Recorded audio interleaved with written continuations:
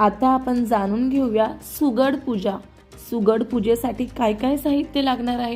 मकर संक्रांतीला सुगड पूजेसाठी मोठे काळे सुगड, त्याहून छोटे लाल किंवा तांबड्या रंगाचे सुगड, हे 5 सुगड हरभरा, गाजर, ऊस, तीळ, शेंगदाणे, बोर, तिळगुळ किंवा हळद कुंकू, गव्हाच्या लोंब्या आणि फुलं, पाट किंवा चौरंग, लाल रंगाचा कपडा, दिवा, रांगोळी, तांदूळ किंवा गहू, तिळगुळ, लाडू व काळे तीळ आपल्याला लागणार आहे। तर आपण सुरुवात कशी करू शकतो?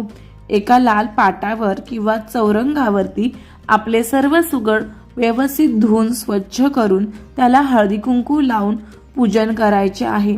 त्यानंतर प्रत्येकी 5 वस्तू, ऊस, गाजर, बोर, गव्हाच्या लोंब्या, वटाणे, तिळाचे लाडू, काळे तीळ